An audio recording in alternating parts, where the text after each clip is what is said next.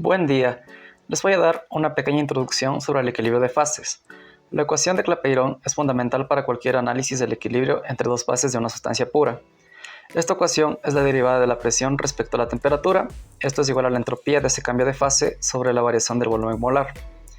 Esta ecuación, dependiendo del equilibrio, va a cambiar. ¿Cómo interpretamos esto? Un equilibrio de una fase alfa hacia una fase beta, pudiendo ser cualquiera de estas fases una fase condensada en estado sólido o líquido o una fase gaseosa en gas. Ahora, en el laboratorio no trabajamos midiendo entropías, lo que sí medimos es la entalpía, los calores, por lo que es más cómodo cambiar esa entropía en relación a la entalpía. Recordando, el cambio de entropía para un sistema reversible viene dada por la entalpía del cambio de fase sobre la temperatura. Sustituyendo la ecuación de Clapeyron, nos queda esta expresión que es más fácil de manejar. Ahora un tip para resolver ejercicios. Hay que poner especial atención a la entalpía, ya que es de un proceso reversible. En procesos de fusión de sólido a líquido, sublimación de sólido a gas y de ebullición de líquido a gas. Y de sus procesos contrarios, la congelación, la retrosublimación y la condensación respectivamente. Es decir, tendrá la misma magnitud, pero el signo va a depender del proceso. Por ejemplo, la sublimación de estado sólido a gas, el sistema absorbe calor, por lo tanto la entalpía será positiva. En cambio, en el sentido contrario, es decir, en la retrosublimación, el sistema pierde calor, por lo que la entalpía será negativa. Hay que tener en cuenta que el signo de la entalpía que usemos como dato tabulado o que obtengamos como respuesta para darnos cuenta de que tenga sentido físico. Aquí les dejo un pequeño resumen. Las entalpías positivas son en procesos de sublimación, de fusión y de ebullición, mientras que la entalpía negativa es en procesos de congelación, retrosublimación y condensación. Otro tip es que la entalpía de sublimación no se tabula, pero se puede calcular mediante la ecuación de la suma de la entalpía de vaporización más la entalpía de fusión. Para continuar con el estudio de la ecuación de Clapeyron, también vamos a tener en cuenta el equilibrio sólido-líquido. ¿Pero qué es este equilibrio? Es una combinación de condiciones en que una sustancia pura en estado líquido puede estar en equilibrio con su estado sólido, o bien una mezcla de sustancias en solución puede solidificarse y estar ambas fases en equilibrio. Un ejemplo de este equilibrio es el que ocurre en un vaso con agua y hielo a 0 grados centígrados y una atmósfera, ya que cuando los cubos de hielo se empiezan a derretir para formar agua, parte del agua que está entre los cubos se puede congelar para mantenerlos juntos. Sin embargo, el vaso no se mantendrá todo el tiempo a 0 grados centígrados. Habrá un momento donde todos los hielos se derritan. Pero ¿cómo vamos a estudiar el equilibrio sólido-líquido? Lo vamos a estudiar usando la ecuación de Clapeyron. Esta ecuación es aplicable a cualquier proceso de cambio de fase que suceda a temperatura y presión constante. Ok, para el equilibrio sólido-líquido utilizaremos la ecuación de Clapeyron, pero primero tenemos que la entropía o el cambio de entropía va a ser igual a la entropía molar del líquido menos la entropía molar del sólido, que nos dará como resultado la entropía de fusión. Y el cambio de volumen será igual al volumen molar del líquido menos el volumen molar del sólido, que nos dará como resultado el volumen de fusión. En la temperatura de equilibrio, la transformación es reversible. Por lo tanto, tendremos que la entropía de fusión va a ser igual a la entalpía de fusión sobre la temperatura. Tenemos que considerar que en la transformación de sólido a líquido va a existir una absorción de calor, por lo tanto la entropía de fusión va a ser positiva para todas las sustancias. Entonces aquí tenemos unas consideraciones. Primero, que la entropía de fusión va a ser positiva para todas las sustancias, como les acabo de mencionar, además de que la cantidad del volumen de fusión puede ser positiva o negativa.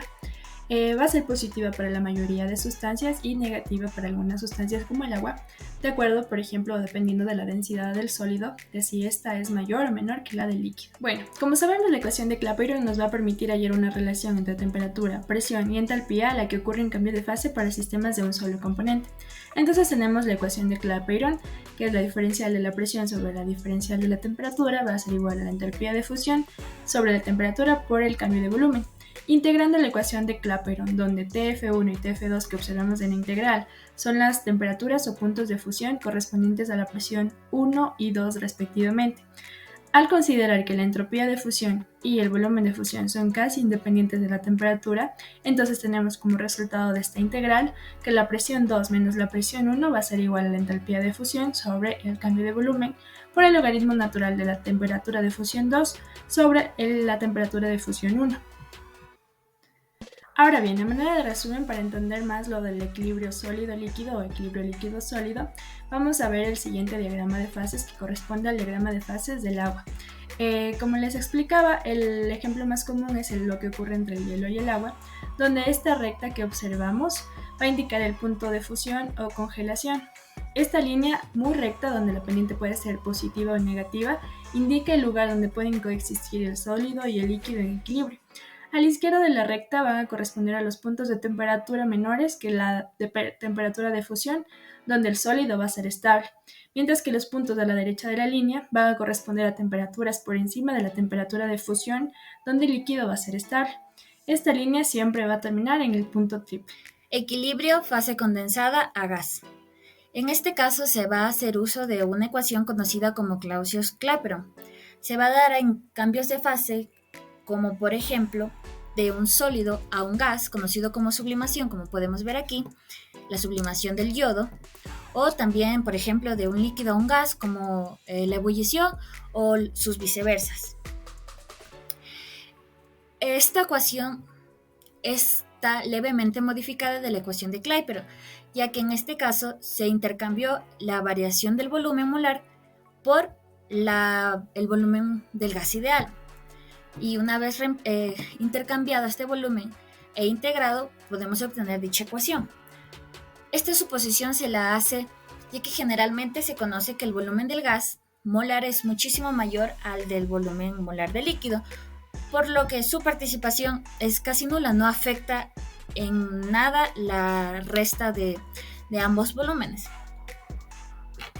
El uso que se le puede dar a esta aplicación generalmente suele ser la de determinar la presión de vapor a una determinada temperatura. Otro tipo de aplicación es la de identificar sustancias mediante el conocimiento de la entalpía. La entalpía se la va a conocer sabiendo los valores de temperatura y presión que se van a reemplazar en la ecuación para así poder obtener lo que estamos buscando, la entalpía. También se le hace un tipo de formato, tipo ecuación de recta, para mediante la pendiente poder encontrar la entalpía. Esto generalmente es de manera experimental.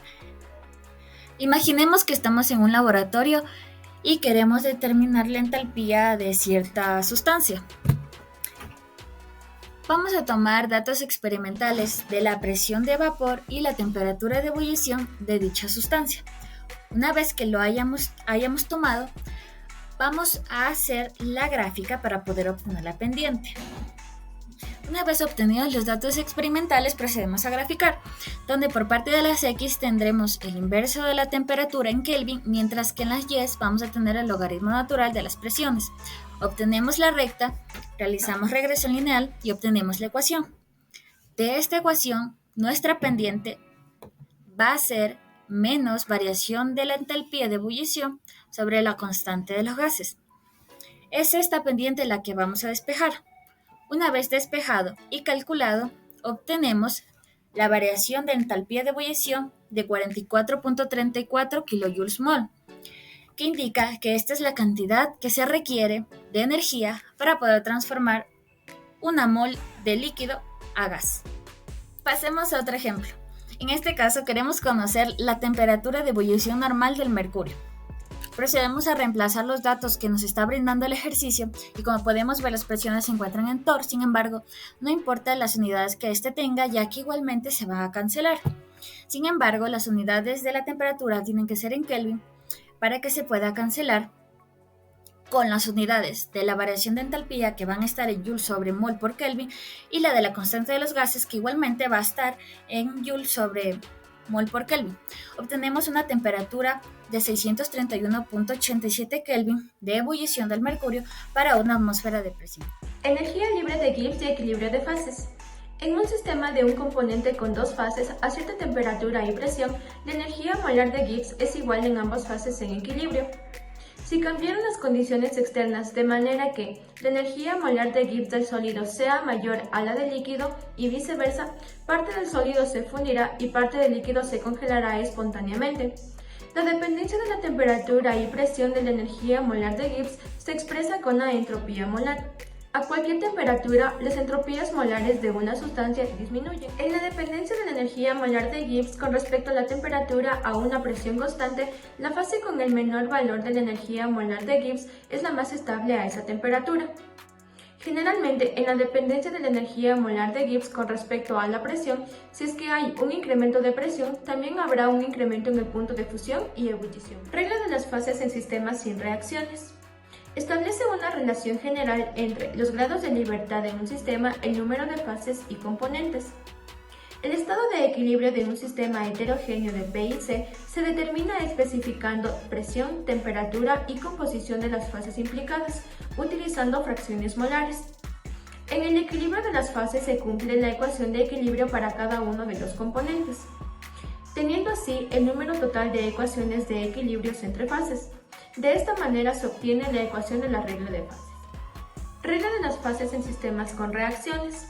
Para cada reacción química independiente hay una condición de equilibrio.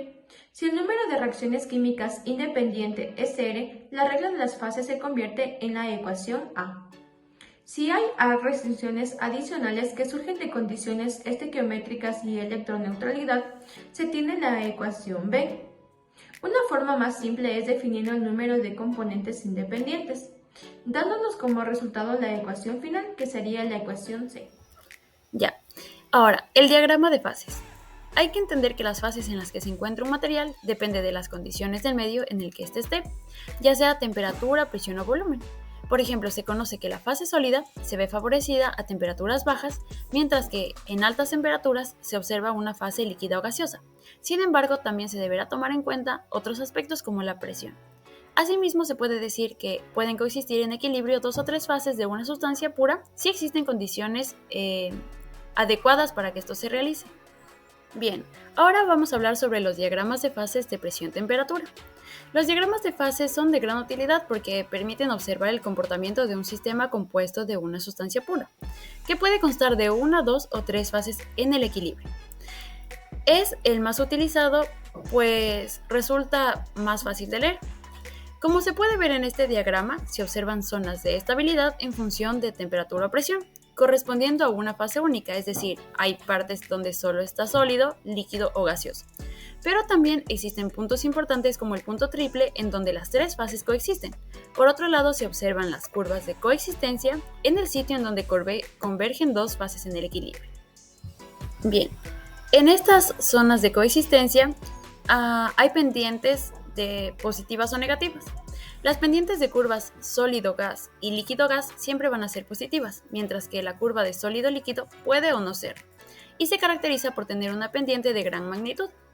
Si esta pendiente es negativa, la temperatura de fusión tendrá un decremento en base a la presión, o lo que a su vez permitirá inferir que el líquido es más denso que el sólido, como va a suceder con el agua. En cambio, si esta pendiente es positiva, la temperatura de fusión va a aumentar con la presión, permitiendo entender que el sólido va a ser más denso que el líquido. Bien, en esta gráfica se pueden observar la comparación de una pendiente negativa correspondiente al agua y una pendiente positiva correspondiente al CO2. Algo más sobre este tipo de diagramas es que en las curvas en las cuales una de las dos fases sea gas, la presión va a referirse a la presión de vapor. Esto es importante recordar porque se deberá igualar a la presión externa a cierta temperatura para que la temperatura sea considerada como el punto de ebullición. Otra característica importante es observar que la curva de coexistencia entre sólido y líquido va a ser mucho más grande que la curva líquido-gas, lo cual se debe a que el punto de ebullición depende más que el punto de congelación de la presión. Adicionalmente, se observa que a diferencia de las curvas sólido-gas y líquido-sólido, que crecen indefinidamente, la curva líquido-gas va a tener como fin el llamado punto crítico. Entonces, una vez que la temperatura y la presión excedan este punto crítico, no se van a poder diferenciar las fases, dado que tanto el líquido como el gas van a tener la misma densidad y se va a hablar entonces de fluidos supercríticos. A continuación, el diagrama de fase que involucra presión-volumen es importante también para entender, conjunto con el anterior diagrama, cómo funciona un diagrama de tres variables que sería el de presión, temperatura, volumen. Pero para comprender este diagrama de presión-volumen hay que considerar que el volumen de un gas siempre va a ser mucho mayor que el volumen de un líquido y este a su vez mayor que el volumen que ocupa un sólido. La primera característica remarcable es que las curvas de coexistencia que existían en el diagrama presión-temperatura se han convertido en regiones bien delimitadas. Esto se debe a que el volumen de un sistema en el que coexisten dos fases va a variar con las cantidades relativas del material de cada fase. Como se observa en este diagrama, para los volúmenes de cada fase sola, influye también en su coexistencia con otra fase. Es por esto que el rango de volumen de un líquido gas es mucho más grande que el rango de volumen de un sólido líquido. En cuanto al punto triple, en este diagrama se observa que se ha transformado a una línea triple, porque en este caso el volumen puede considerarse como un rango, es decir, hay un valor máximo en el cual se observa casi enteramente gas con trazas de sólido y líquido y un valor mínimo para el volumen en el cual el sistema va a ser casi por completo sólido con trazas de líquido y gas. De igual manera, hay un cambio en este diagrama, en donde el punto crítico que aparece en el vértice de la parábola graficada y en la anterior observamos que simplemente marcaba el final de una línea. De igual manera, al exceder los valores de volumen y presión, se va a encontrar con un fluido supercrítico. Por último, una vez estudiados los anteriores dos diagramas, se puede entender el diagrama que está formado por las tres variables. Este va a ser un poco más complicado porque va a ser tridimensional. Sin embargo, va a ser de gran utilidad, ya que a partir de este se va a lograr obtener tanto el diagrama de fases presión-temperatura y el de presión-volumen, porque al hacer una proyección de esta superficie tridimensional en el plano de presión-temperatura o presión-volumen, se van a obtener estos dos diagramas. Si se compara la gráfica 8.4, que es la gráfica correspondiente a la presión-temperatura, la línea que está delimitada como A, en el diagrama de fases que incluye las tres variables, se observa como un cambio desde A a B, luego desde C, D, E, F. Aquí se puede ver que el incremento de temperatura a lo largo de dos segmentos, de A a B, de C a D y de E a F, todos están relacionados a regiones de una sola fase, es decir, solamente de sólido a sólido, de líquido a líquido, de gas a gas. Mientras que en los segmentos B, C y D, E se está demostrando el cambio de fase. Demostrando, por ejemplo, en los puntos de D a E que la entalpía de vaporización es el calor absorbido por una mol de una sustancia a medida que ésta se convierte en un líquido a un gas, a una temperatura constante, que en este caso sería la temperatura de ebullición. Y esto, si se proyecta sobre el plano de presión-temperatura, se obtiene la gráfica que se encuentra del lado izquierdo.